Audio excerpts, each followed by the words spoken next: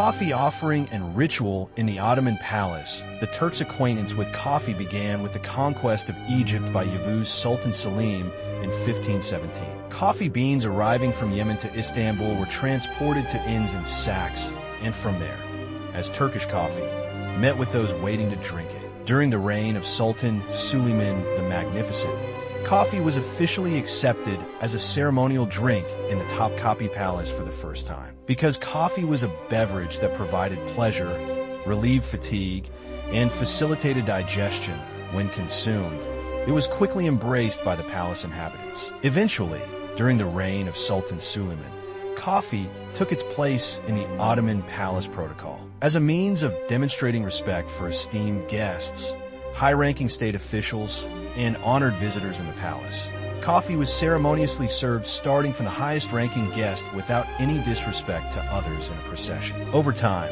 during the reign of Sultan Süleyman, coffee service in the palace became subject to certain rules and became the most prestigious beverage served to important guests. In the Selamlik section of the palace, coffee began to be served with the accompaniment of 5 or 6 male coffee servers. The coffee ceremony in the Ottoman Palace eventually took its final form as the most prestigious event, continuing this tradition until the late Ottoman period. In the Ottoman Palace tradition of serving coffee, the duties of the chief coffee server, Kahvecibaşı, and coffee apprentices, Kahveci Kalfa, were predetermined. The titles and tasks of the personnel serving coffee and the materials they carried were as follows. A designated server, titled Kahvecibaşı, was responsible for preparing and presenting coffee to the Sultan, marking the official commencement of his service among the palace staff. In the Selamlik section of the Ottoman Palace, the senior official serving coffee was called the Kahvecibaşı.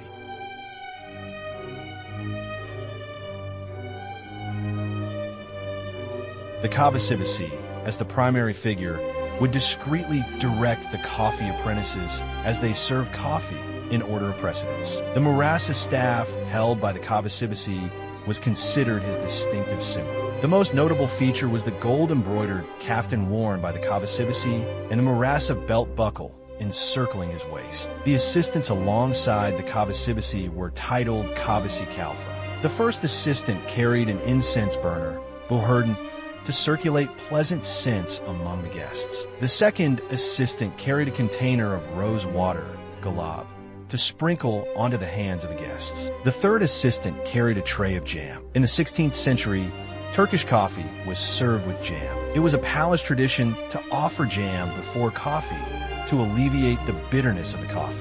Guests would use a clean spoon to take some jam to sweeten their mouths. Then the spoon would be placed into a container filled with water. The fourth assistant carried the coffee serving tray. Displaying the coffee tray adorned with precious stones, he would gracefully serve Turkish coffee to the guests in ornate cups. The fifth assistant carried the coffee pot stand with 3 chains and a fire for keeping the coffee warm. He was responsible for pouring coffee from the ibrik into the cups. European diplomats and their spouses, upon witnessing the coffee ceremony offered to them in the palace, named this ritual Turkish coffee. Europeans first encountered coffee among the Turks and described it as an exotic beverage in their memoirs, frequently mentioning Turkish coffee. Thus, Turkish coffee became a global brand as early as the 16th century.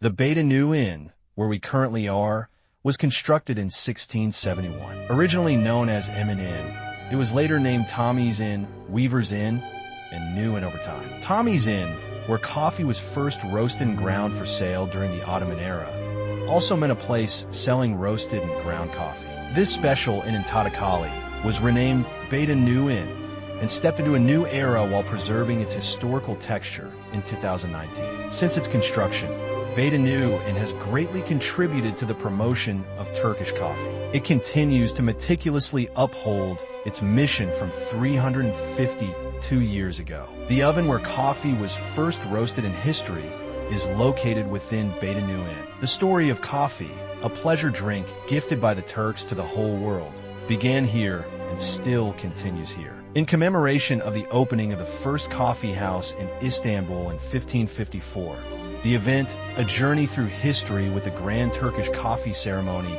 at Beydanu Inn, is presented exclusively to you, esteemed guests, at 1554.